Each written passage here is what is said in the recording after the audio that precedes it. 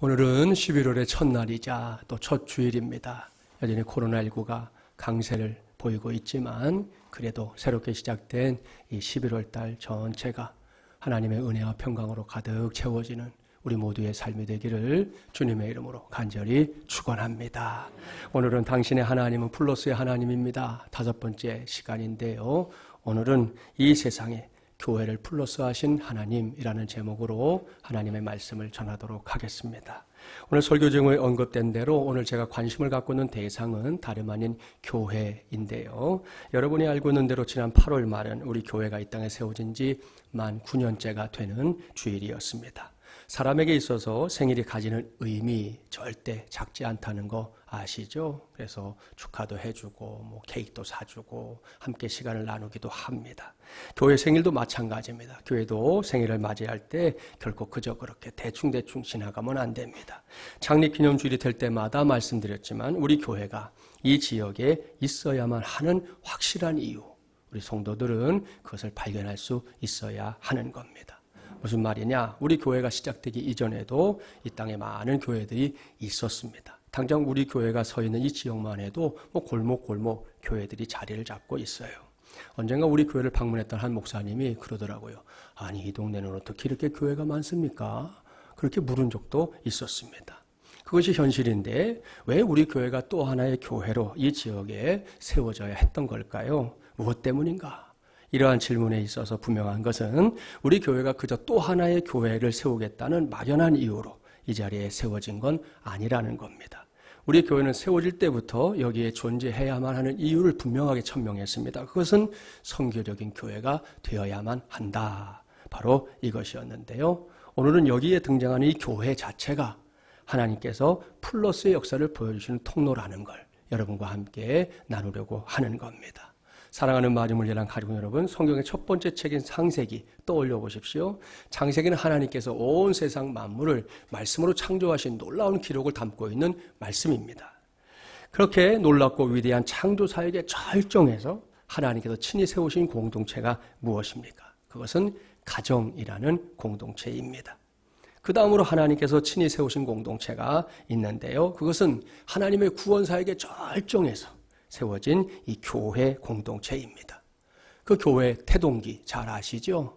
예수님은 2000년 전에 사람의 몸을 입고 이 땅에 오셨습니다. 33년이라는 짧은 세월을 사셨어요. 마지막 3년은 공생애 이렇게 부릅니다. 그 시간 전부가 하나님께서 계획하신 인류를 구원하는 사역을 위해 몽땅 사용되었습니다. 그 마지막 시간에 어떤 일이 일어났는지도 아시죠? 예수님은 골고다 언덕 위에 높이 세워진 십자가 위에 매달려 처절한 죽음을 당했습니다. 그것은 예수님이 지은 죄가 있었기 때문이 아니었지요. 나의 죄 때문입니다. 당신의 죄 때문입니다. 우리의 죄, 인류의 죄 때문입니다. 우리가 십자가 사건 이렇게 부르는 그 구원의 역사, 그것은 이렇게 분명한 목적을 갖고 일어났던 거예요. 예수님의 사역은 십자가에서의 죽음으로도 끝나지 않았습니다. 예수님은 사탄의 최강 무기인 죄와 죽음의 권세를 완벽하게 깨뜨렸습니다. 사흘 만에 무덤 문을 열고 부활하셨습니다. 할렐루야. 자, 부활하신 예수님 40일 동안 세상에 머물다가 승천하셨는데요. 승천하시기 전에 성령 하나님께서 곧 세상에 오실 것이다 약속하셨습니다. 그 약속대로 오순절날에 성령께서 세상에 강림하시는 역사가 일어났습니다.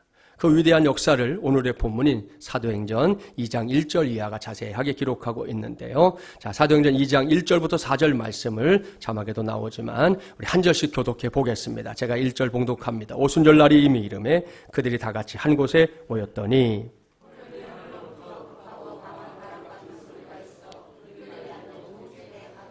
마치 불의 혀처럼 갈라지는 것들이 그들에게 보여 각 사람 위에 하나씩 임하여 있더니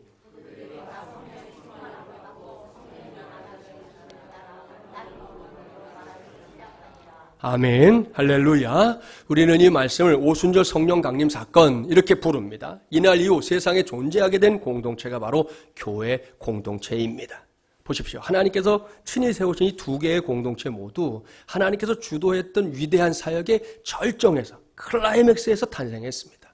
가정이라는 공동체는 하나님의 창조 사역의 절정에서, 교회라는 공동체는 하나님의 구원 사역의 절정에서 하나님이 세우시고 만들어 주셨다 하는 말씀입니다. 사랑하는 여러분, 여기서 오늘 전하는 말씀의 제목을 떠올려 주기 바랍니다. 오늘도 저는 여러분에게 플러스의 하나님을 소개하려고 하는데요. 오늘 제가 여러분에게 소개할 플러스의 하나님이 어떤 하나님이시다? 이 세상에 교회를 플러스하신 하나님이시다, 이겁니다. 앞서 제가 말씀드렸던 내용을 상기하면 이게 어떤 의미인지 알 수 있을 겁니다. 하나님께서 왜 이렇게 하셨을까요? 하나님께서 왜 이 세상 속에 굳이 교회라고 하는 공동체를 플러스 하셨느냐 하는 질문입니다. 이제부터 저는 이 질문에 대한 해답을 하나님의 말씀 속에서 찾아내려고 합니다. 그리고 그 해답을 통해 이 지역에 이 플러스 된 지 9년째를 맞이한 우리 마중물 연합 교회가 아울러 2020년과 2021년을 넘어가는 과정에서 새로운 변화를 이루게 될 우리 공동체가 앞으로도 어떤 공동체가 되기를 힘써야 하는지 하나님의 말씀에 귀를 기울여 보려고 하는 겁니다. 이를 위해 하나님께서 오늘 우리에게 허락하신 말씀 사도행전 2장 43절 이하의 말씀인데요. 이 말씀은 예수님께서 부활 승천하신 후에 일어났던 이 오순절 성령 강림 사건으로부터 시작됩니다. 그 사건과 함께 막 시작된 교회가 있었지요. 인류 역사상 최초의 교회인 예루살렘 교회입니다. 오늘 우리에게 주신 말씀은 바로 그 교회 안에서 일어났던 일들을 하나하나 나열하고 있는데요. 이제부터 이 말씀을 면밀하게 살피려 합니다. 그 과정에서 우리는 적어도 교회가 이 세상에 존재해야만 하는 분명한 이유 2가지를 발견할 수 있습니다. 첫 번째 이유, 그것은 사람들을 구원하기 위해서입니다. 본문 43절 말씀 함께 봉독해 볼까요? 사람마다 두려워하는데 사도들로 말미암아 기사와 표적이 많이 나타나니. 아멘. 이어서 47절 말씀도 함께 봉독합니다. 하나님을 찬미하며 또 온 백성에게 칭송을 받으니 주께서 구원받는 사람을 날마다 더하게 하시니라. 아멘. 사랑하는 마중물연합 가족 여러분, 이 2 말씀을 잘 연결해야 합니다. 이건 지금으로부터 2000년 전에 일어난 일이에요. 위대한 성령 강림의 사건이 마무리되고 사도들을 중심으로 예루살렘 교회가 든든하게 세워지고 있는 중이었습니다. 특별히 하나님은 사도들을 통해 기사와 표적들이 많이 나타나게 하셨다 그랬는데요. 쉽게 설명하면 하나님께서 함께 하시는 증거들이 여기저기 눈에 띄게 나타났다는 말씀입니다.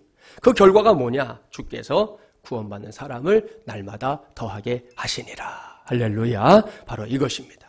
이것이 교회라는 공동체가 이 세상에 존재해야만 하는 가장 확실한 이유, 명백한 이유, 최선의 이유입니다. 그렇습니다. 저 바깥 세상에서 죽어가고 있는 영혼들을 살리는 일, 하나님을 알지 못한 채 세상을 떠나는 사람들을 할 수 있는 한 줄이고 또 줄이는 일, 죄인들이 예수 그리스도를 나의 구세주로, 하나님을 나의 아버지로 확실하게 믿고 따르게 하는 그런 인생들이 되게 하는 일 등등, 이 모든 것이 바로 사람들을 구원하는 일인데요. 이것이 교회 공동체가 이 세상에 플러스 되어야만 했었던 가장 궁극적인 이유입니다. 우리 교회는 이러한 목적의식의 토대 위에 세워진 교회입니다. 우리 교회에서 첫 예배가 드려진 날 전해졌던 말씀을 보면 그걸 알 수 있어요. 그날 봉독했던 말씀은 구약성경 에스겔 37장 1절부터 10절까지의 말씀이었고요. 설교 제목은 I have a dream이었습니다. 에스겔 37장 무슨 말씀입니까? 마른 뼈의 환상을 기록하고 있는 말씀이에요. 거기에는 바짝 마른 뼈들로 가득 찬 한 골짜기가 나옵니다. 생각만 해도 막 흉측하고, 여러분 해골이 하나 굴러가도 엄마요 할 사람들이 우리인데 그 해골이 가득 차 있는 골짜기, 2눈을 뜨고는 볼 수 없는 참담한 곳입니다. 그런데 그때 하나님께서 에스겔에게 뭐라고 말씀하시느냐? 너는 이 모든 뼈에게 대언하여 이르기를 너희 마른 뼈들아 여호와의 말씀을 들을지어다. 주 여호와께서 이 뼈들에게 이같이 말씀하시기를 내가 생기를 너희에게 들어가게 하리니 너희가 살아나리라. 너희 위에 힘줄을 두고 살을 입히고 가죽으로 덮고 너희 속에 생기를 넣으리니 너희가 살아나리라. 또 내가 여호와인 줄 너희가 알리라 하셨다 하라. 아멘. 무슨 말씀입니까? 한마디로 말하면 죽은 자들을 살려내라 이겁니다. 아무런 소망이 없는 자들, 길을 잃어버린 자들, 죄악의 굴레를 벗어나지 못한 채 날마다 죽어가고 있는 자들, 그들을 살려내라는 말씀이에요. 하나님을 등진 채 사는, 그대로 두면 종국에는 지옥의 형벌을 면할 수 없는 그 길로 가고 있는 사람들을 구원의 길로, 생명의 길로, 천국의 길로 인도하라는 거예요. 저는 첫 예배를 드리면서 이것이 우리 마중물 연합 교회에게 주신 하나님의 꿈입니다. 그렇게 말씀을 전했고요. 지난 9년 동안 오로지 이 사역을 위해서 달려왔다. 그래도 과언은 아닙니다. 그런 관점에서 오늘 본문 말씀을 잘 읽어보세요. 이것을 위해 하나님께서 이 세상에 예루살렘 교회를 플러스 하셨구나. 확실하게 알 수 있습니다. 그렇습니다. 교회는 세상을 구원하기 위해 존재하는 공동체입니다. 만에 하나 교회를 친목단체 정도로 혹은 여가 생활을 즐기는 그런 곳으로 생각한다면 그건 정말 착각 중에 착각입니다. 교회는 이 세상에 사는 사람들에게 하나님의 사랑을 전하고 하나님의 놀라운 구원 계획을 알려주기 위해 존재하는 공동체예요. 이것이 교회가 세상에 존재하는 궁극적인 이유라는 걸 알았던 사람들 결코 침묵하지 않았습니다. 그들은 먼저 주 예수 그리스도의 복음이 자신들을 억만죄악에서 구원했다는 사실을 확실하게 믿었습니다. 그러한 사실을 믿고 알게 된 그 순간부터 그들은 하나같이 하나님 아버지의 마음을 품게 됐는데요. 그 마음이 어떤 마음일까요? 그것은 누가복음 15장에 기록되어 있는 탕자의 아버지 같은 심정이에요. 아버지의 돌보심과 사랑을 떠나 제멋대로 살아보겠다고 집을 나가버린 아들이 탕자 아닙니까? 그렇게 집을 떠난 탕자 처음에는 잘 나가는 것 같았어요. 주머니에 뭐가 있을 때나 잘 나가는 거죠. 하지만 결국은 집을 떠난 대가로 세상에서 흔히 말하는 개고생하게 됩니다. 남의 집에 얹혀 사는 돼지치기 역할이나 하는 그게 그의 인생의 전부였으니 말입니다. 그런데 성경을 보십시오. 이렇게 못난 아들이 우여곡절 끝에 집으로 돌아왔을 때 아버지는 그 아들을 내쫓지 않았습니다. 아들을 진심으로 반겨줬습니다. 성경을 통해 그 장면을 묵상하다 보면 눈물이 찔끔 날 만큼 정말 감동적인 장면이에요. 아버지는 묻지도 따지지도 않습니다. 그야말로 페르나였던 탕자지만 아버지의 품으로 돌아온 그 순간 아버지는 모든 걸 다 용서합니다. 언제 그랬냐는 듯 아들을 안고요 입을 맞춥니다. 그리고 최고의 것으로 환영해 줍니다. 이것이 바로 하나님 아버지의 마음입니다. 여기서 귀를 기울이고 들으십시오. 이 세상에 사는 사람은 누구나 그야말로 하나님을 떠나 철저하게 마지막 순간까지 제멋대로 인생을 살았던 사람이라 할지라도 그가 하나님께로 돌아오기만 하면 하나님 앞에서 자신의 죄인됨을 확실히 인정하고 고백하고 십자가를 바라보기만 하면 하나님은 무조건 받아주십니다. 무조건 하나님의 자녀가 되는 권세를 주십니다. 심지어 하나님 나라 천국의 상속자가 되게 하신다. 성경이 약속하고 있습니다. 이것을 가리켜서 성경은 구원받았다 이렇게 말하는 거예요. 이런 은혜를 먼저 체험한 사람들, 이런 은혜를 먼저 누린 사람들 결코 멍하니 앉아있지 않았습니다. 그들은 서둘러 사람들을 찾아다녔어요. 어떤 사람들? 때로는 반겨주는 사람들을 찾아갔고 때로는 거부하는 사람들을 찾아갔습니다. 그리고 그들에게 전했습니다. 자신을 구원하신 예수 그리스도를 당신도 믿어야 한다고 전했습니다. 지금 이 자리에 앉아있는 저와 여러분도 이런 과정을 거쳐서 예수 그리스도를 나의 구세주로, 하나님을 나의 아버지로 믿고 섬기는 오늘 이 자리에 앉게 된 줄 믿습니다. 이것이 교회가 존재하는 이유라는 말씀이에요. 이러한 교회의 존재 이유와 관련해서 며칠 전에 새벽기도의 시간에 전했던 말씀이 설교 준비하는데 이렇게 문득 떠올라서 이 말씀을 여러분에게 전해야 되겠다 생각했어요. 그 말씀은 구약성경 이사야 61장 4절부터 6절까지의 말씀인데요. 자, 이 말씀 자막에 나오니까 한 절씩 교독해 볼게요. 제가 4절 봉독합니다. 그들은 오래 황폐하였던 곳을 다시 쌓을 것이며 옛부터 무너진 곳을 다시 일으킬 것이며 황폐한 성읍 곧 대대로 무너져 있던 것들을 중수할 것이며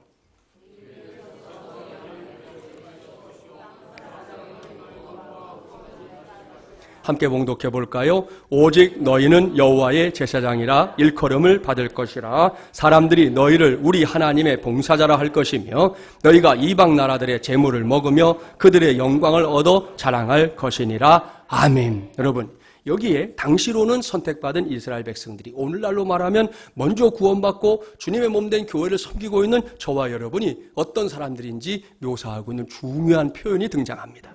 그것은 여호와의 제사장이라는 표현입니다.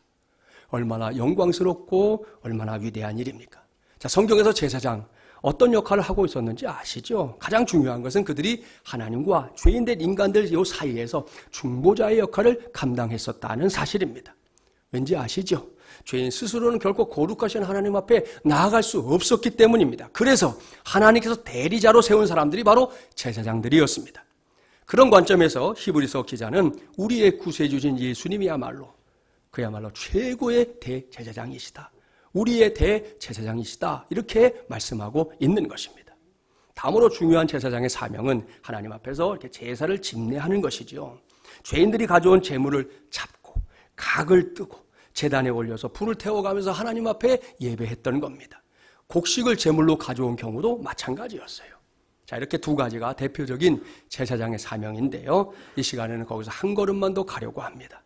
자, 여기서 구약성경 시편 134편 1절부터 3절 말씀 우리 함께 봉독해 볼게요. 보라, 밤에 여호와의 성전에 서 있는 여호와의 모든 종들아, 여호와를 송축하라. 성소를 향하여 너희 손을 들고 여호와를 송축하라. 천지를 지으신 여호와께서 시온에서 내게 복을 주실지어다. 아멘. 할렐루야. 자, 이 말씀에 따르면 제사장들이 감당했던 사역 중에 하나가 뭐라고요? 그것은 야간 근무를 서는 것이었습니다.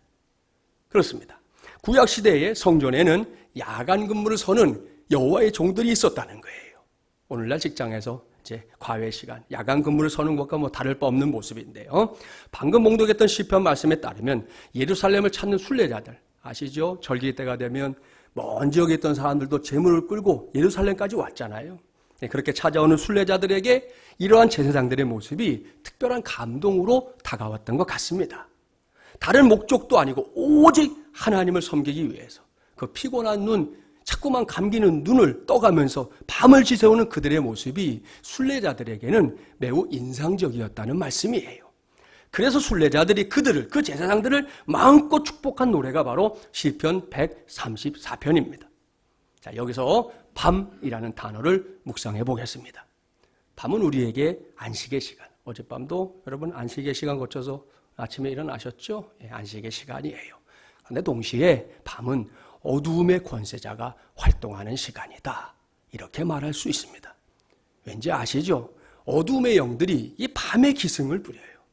수많은 죄악의 역사가 언제 쓰여지느냐? 뭐 낮에도 없는 건 아니지만 대부분 밤에 쓰여지기 때문입니다. 그렇습니다. 생각해 보십시오. 거의 대부분의 범죄가 어두운 밤이나 어두운 곳에서 이루어집니다. 지난밤도 그런 밤이었어요. 아침에 제가 일찌감치 나와서 인터넷 뉴스를 한번 이렇게 보는데 제일 기사가 많이 난 게 뭐냐 하면 그놈의 할로윈 데이예요. 지난밤에 이태원이 말이죠. 난리가 났다는 거예요. 지난번 코로나19 때문에 이태원의 상가들이 다 문을 닫히고 사람들이 안 와가지고. 근데 또 어젯밤에 또 왜 그렇게 많이 간 거예요 도대체. 길에 사람들이 지나갈 틈이 없어요. 빼곡하게 채워져 있어요. 예? 그리고는 거기서 밤새, 그러니까 동네 사람들이 밤에 잠을 못 자는 거예요. 예? 이 사람들 때문에 코로나가 또 번지면 어떡하나부터 시작해갖고 시끄러워서도 못 자고. 여러분, 우리나라가 언제부터 이렇게 할로윈데이를 지켰어요? 지들이 켈트족이야? 예? 그게 어디서 온 거나 알고서 지키냔 말이에요. 그게 지가 유령 노릇하는 거거든요. 예? 아, 유령이 그렇게 좋아요? 그러니까 이게 사람들이 그런 상술에 놀아나서 지난밤을 막 하얗게 불태운 거예요, 지금. 지금 다 어디 가서 퍼져 잘걸, 지금? 예? 그러지 않겠어요? 참 안타까운 일이에요. 뭐 좋은데 좀 이렇게 이럴 땐 좀 자중하자 그러면 좀 듣는 신용이라도 해야 되잖아요, 적어도. 어? 어떻게 그렇게 아무 생각 없이 마스크도 안 쓰고 그냥 제멋대로 그냥 하고 싶은 대로 다 하는 게 그게 민주주의인가요? 그건 아니죠. 안타까운 일이에요. 아무튼 은밀하게 누구도 눈치채지 못하게 그런 방법을 쓰는 거예요. 가면 쓰고 다니잖아요. 힌트 가르쳐 드릴까요? 분장하는데 15,000원이래요. 예, 돈 주면 해준대요. 그게 지금 이 대한민국 안에서 벌어지는 일이에요. 아무튼 잊지 말아야 합니다. 예나 지금이나 사탄은 밤을 지배하기 위한 음모를 진행합니다. 그리고 그의 부하들은 날갯짓을 하며 온 세상 어두운 골목들을 막 구석구석 방문하고 있어요. 그곳에서 어두움을 인위적인 빛으로 포장합니다. 그러면 연약한 인생들은 그 미혹을 알지 못한 채 어둠 속에 빠져드는 거예요. 이게 죄가 양산되는 코스입니다. 코스. 그런데요, 감사하게도 이런 밤에 잠들어 있지 않고 깨어 일어나서 손을 들고 여호와를 송축하며 기도하는 사람들이 있다는 거예요. 그들의 찬양과 기도로 밤의 주인이 사탄이 아니라 하나님이신 것을 선포하는 것입니다. 그리고 그 밤에 성령께서 모든 어두운 세상의 공간들을 참된 진리의 빛으로 비추기를 간구하는 사람들이 있었다 하는 겁니다. 여러분, 이것이 얼마나 중요한 사역인지 압니까? 기독교의 역사 속에서 혹은 여러분의 주변에서 어느 날 갑자기 어두운 밤, 이 쾌락의 허무함을 깨닫고 하나님의 성전으로 향하게 되는 발걸음들 있어요, 여러분. 그들이 바로 밤을 기도로 지새우는 하나님의 종들이 하나님 앞에서 구했던 기도의 응답인 줄 믿습니다. 백의의 천사로 불리는 나이팅게일, 실제 실화거든요. 나이팅게일이 세계 1차 세계대전 때 부상병들을 이제 치료하고 있었는데 한 그 군인이 치명적인 상처를 입고 이제 후송이 돼 왔어요. 상처를 치료해봤지만 너무 심각해서 이거 치료해도 금방 죽을 거다 판단한 이 나이팅게일이 목사님을 불러오겠다 그랬어요. 그랬더니 이 군인이 한사코 거절하는 거예요. 난 종교가 없다. 그러니 괜한 수고하지 마라. 그러니까 나이팅게일이 말합니다. 그렇다면 당신이 하나님을 받아들일 수 있게 제가 마지막까지 기도를 해드리겠습니다. 소용없소. 그렇다고 내 마음이 바뀌지 않소. 당신만 실증이 날 거예요. 군인은 짜증 섞인 목소리로 말했지만 나이팅게일이 미소를 잃지 않고 이렇게 대답했습니다. 천만에요. 저는 한 번도 본 적이 없는 사람을 위해 16년 동안이나 기도하고 있답니다. 그랬어요. 아니, 모르는 사람을 위해서 한두 해도 아니고 16년 동안이나 기도하고 있다고 그러니까 이 군인이 적잖이 놀랐어요. 얘기를 들어보니까 나이팅게일의 어머니가 일하고 있던 저택에 주인 아들이 신앙을 가질 수 있도록 너 좀 기도해 줘라 하고 어머니의 부탁을 받은 지 16년이 됐는데 계속해서 그 아들을 위해 기도하고 있다는 거예요. 병사가 다시 물었습니다. 그럼 그 아들은 지금 무엇을 하고 있다고 하던가요? 최근에 들은 소식으로는 군대에 입대했다고 합니다. 그랬더니 이 군인의 눈이 휘둥그레지며 말합니다. 혹시 당신 어머니의 이름이 아베타입니까? 라고 묻게 됩니다. 무슨 이야기인지 아시겠죠? 그 군인은 나이팅게일이 16년 동안이나 기도했던 찰스라는 사람이었습니다. 이렇게 인생의 마지막 순간에 자신을 위한 주님의 놀라운 사랑을 깨닫게 된 찰스. 결국 목사님을 불러달라고 요청했고요. 그 자리에서 예수님을 영접하고 세례받았습니다. 그리고 얼마 뒤에 평안하게 세상을 떠나게 되었습니다. 사랑하는 여러분, 이것이 바로 제사장의 기도입니다. 그리고 그들이 밤을 지새우며 하나님을 섬겼던 이유이기도 합니다. 그러니 오늘 이 시간 특별히 교회가 이 세상에 존재해야만 하는 이유에 귀를 기울이고 있는 우리 모두가 죽어가는 그들을 위한 기도 쉬지 말아야 합니다. 몇 번 기도해보고 에이 응답도 안 되니까 그만둬야지. 그러지 말아야 된다는 거예요. 생면부지의 사람을 놓고도 16년이나 기도했다는데 여러분 그만큼 기도해 봤어요? 그리고 실망하는 거예요? 그리고 포기하는 거예요? 그게 아니라면 그러지 말아야 됩니다. 왜요? 그것이 우리에게는 너무나도 중요한 사명이기 때문입니다. 특별히 예수 그리스도께서 열어놓으신 이 새 언약의 시대, 지금은 성전이 뭡니까? 사도 바울의 가르침을 따르면 성령을 모신 모든 성도들의 육체가 성전이다. 이렇게까지 성경에 말씀하고 있잖아요. 그렇기 때문에 우리는 이 시대의 밤을 지키기 위해서 반드시 여기 성전까지 와야만 하는 건 아닙니다. 오늘처럼 성도들이 모여서 할 때는 이곳에서 함께 그 사명을 감당하면 됩니다. 그러나 그 나머지 시간에는 우리가 각자 있는 처소에서 때때로 그리고 얼마든지 우리 모두가 밤을 지키는 전사들이 될 수 있습니다. 아니 반드시 되어야만 하는 것입니다. 여러분 알다시피 지금 우리의 대한민국을 보면서 기도할 제목이 안 생기나요? 뉴스를 보면서 기도할 생각이 안 들어요? 우리의 가정, 여러분 우리 교회, 우리 자녀들, 우리 주변에 있는 나의 지인들, 여러분 그들을 위한 밤의 전사들, 그들이 정말 밤의 전사와 같은 교회를 필요로 하고 있다는 걸 알아야 된단 말입니다. 따라서 나중에가 아니라 지금 우리 모두가 밤을 지킬 수 있는 여호와의 종들, 이 시대를 위한 하나님의 제사장들, 그러한 하나님의 교회 꼭 되기를 간절히 바랍니다. 사랑하는 마주물리랑 가족 여러분, 이것이 바로 하나님께서 이 세상에 굳이 교회를 불러시 하신 최고의 이유입니다. 그래서 간곡하게 당부합니다. 잠들어 있지 마십시오. 깨어나야 합니다. 나를 억만장에서 구원한 예수 그리스도의 복음을 가깝게는 나의 가족들에게, 나아가서는 일가친들과 친구들, 이웃들에게 전하고 또 전해야 하는 것입니다. 이것은 단순하게 교인들의 숫자를 늘려보자 하는 얄팍한 생각에서 나오는 말장난이 아닙니다. 이것은 우리 교회가 이 세상에 존재하는 한 끝까지 감당해내야 할 하늘의 사명인 줄 믿습니다. 이를 명심하고 오늘 이후 저와 여러분 모두가 만나는 사람들에게 이전보다 더 적극적으로 예수 그리스도를 전하기 바랍니다. 코로나19 때문에 어려운 건 맞아요. 하지만 위축될 필요는 없습니다. 지금이 더욱 복음이 필요한 때, 사람들에게 구원이 필요한 때라는 거 명심해야 합니다. 그래서 저와 여러분 때문에 오늘 주신 말씀의 기록처럼 주님께서 구원받는 사람들을 날마다 더하시는 생명 구원의 역사가 우리 교회를 통해 보다 왕성하게 일어나게 되기를 주님의 이름으로 축복합니다. 두 번째로 교회가 이 세상에 존재해야 하는 이유, 그것은 사람들로 하여금 자신들이 진정으로 존귀한 존재라는 걸 깨닫게 하기 위해서입니다. 본문 44절부터 46절 함께 봉독해 보겠습니다. 믿는 사람이 다 함께 있어 모든 물건을 서로 통용하고 또 재산과 소유를 팔아 각 사람의 필요를 따라 나눠주며 날마다 마음을 같이하여 성전에 모이기를 힘쓰고 집에서 떡을 떼며 기쁨과 순전한 마음으로 음식을 먹고. 아멘. 자, 여러분은 이 말씀을 봉독하면서 무엇이 느껴지나요? 우리는 그동안 이 말씀을 초대교회였던 예루살렘 교회 안에서 유무상통하는 역사가 일어난 현장이다, 이렇게 이해해 왔습니다. 옳습니다. 틀리지 않아요. 정말이지 놀라운 일이 일어났어요. 분명히 내 건데 내 거야 고집하는 사람들이 없었다고 하니 말입니다.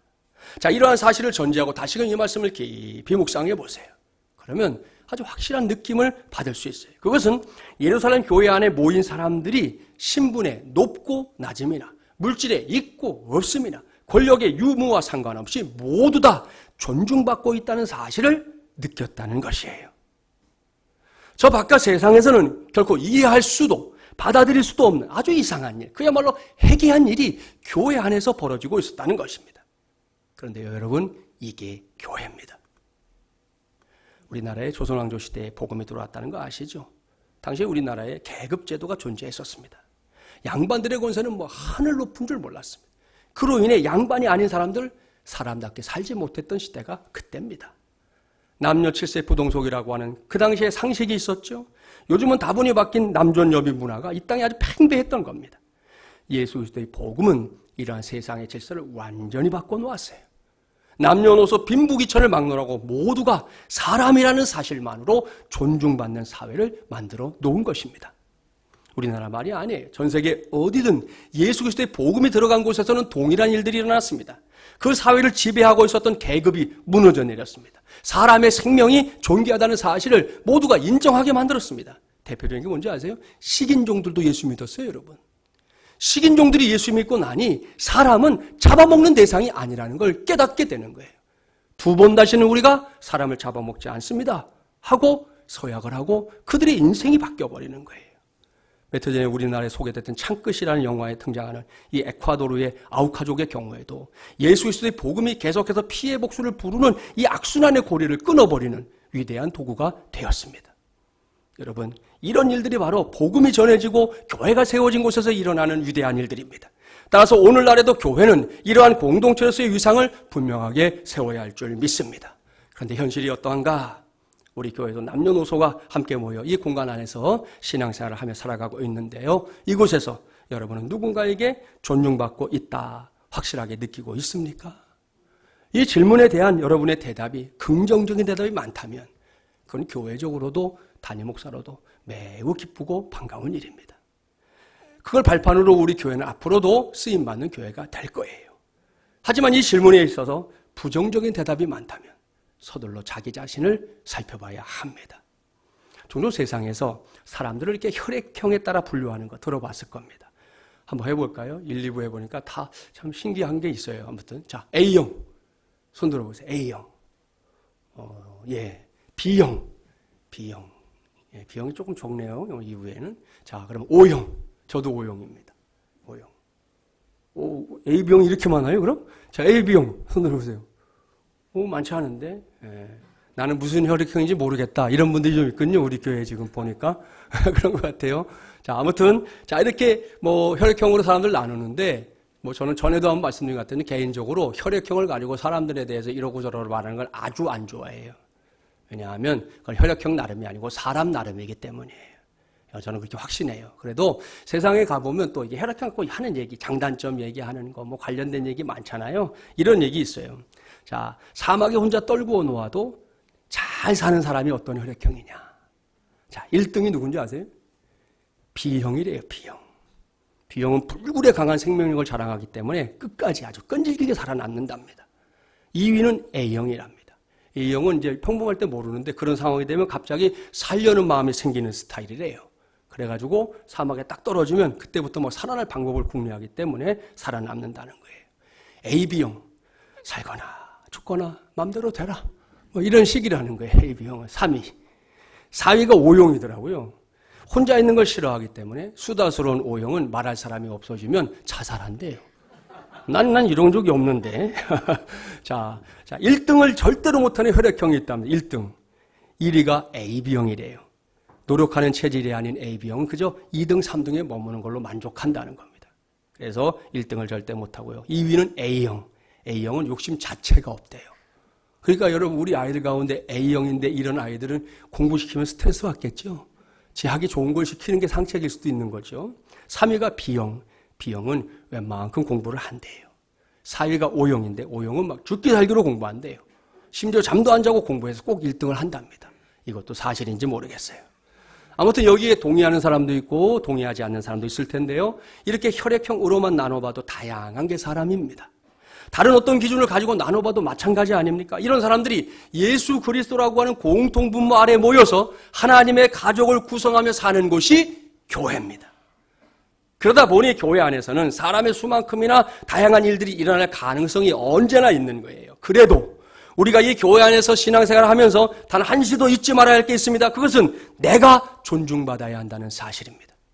또한 나 아닌 내 옆에 있는 그 사람도 반드시 존중받아야 한다는 사실입니다. 이러한 쌍방향의 존중의식이 우리 교회가 교회라고 불릴 수 있는 중요한 근거가 된다는 말씀입니다. 앞서 말씀드린 대로 교회 안에서는 신분의 높고 낮음이, 물질의 있고 없음이, 권력의 유무가 상대방을 평가하는 기준이 되어서는 안 됩니다. 교회 직분도 마찬가지입니다. 교회 직분은 철저하게 섬김의 직분이에요. 다른 사람 위에 군림하라고 하나님이 주신 직분이 아니란 말씀입니다. 올 연말로 교회 단일화가 마무리되고 나면 적당한 시점에 우리가 오랜만에 항존지 선거를 할 예정인데요. 그때 저와 여러분 모두가 이런 걸 잘 분별하면서 여러분의 소중한 한 표를 행사해야 하는 것입니다. 신앙생활의 연륜에 있어서도 마찬가지. 이 점에 있어서는 궁극적으로 모든 마중물연합의 가족들이 믿음의 대를 이어가고 이어가는 믿음의 가문들이 되기를 주님의 이름으로 축복합니다. 하지만 교회는 그렇게 몇 대에 걸쳐 신앙생활을 하는 사람들만 존중받는 곳이 아닙니다. 당대의 믿음을 갖고 그 믿음의 대를 지키기 위해서 고군분투한 사람들 역시 확실하게 존중받아야 하는 것이에요. 이 모두가 중요한 일이기 때문에 당장 우리가 해야 할 일이 있습니다. 제가 자주 당부했죠. 정말 다시 부탁하는데 사람을 위에서부터 아래까지 훑어보는 거 좀 하지 마세요. 예? 그것처럼 나쁜 게 없어요. 사람에게 하나님이 눈을 주신 것은 눈을 보라고 주신 거예요. 눈을 마주치면 되는 거예요. 이거는 예의가 아니에요. 요즘은 예전처럼 악수를 하지 못하는 시대 아닙니까? 나름 새로운 방법으로 악수를 대신하고 있는데요. 그럴 때 한 번 해도 좋으니까 확실하게 하세요. 대충 할 것 같으면 안 하는 게 나아요. 대충 하는 게 오해를 불러일으켜요. 쭈구리? 저 사람 봐라? 이렇게 되면 쓸데없는 오해. 교회에서 제일 무서운 게 뭔지 아시죠? 섭섭마귀야, 섭섭마귀. 네? 그러면 섭섭마귀 때문에 아주 목회도 아주 힘들어요. 네?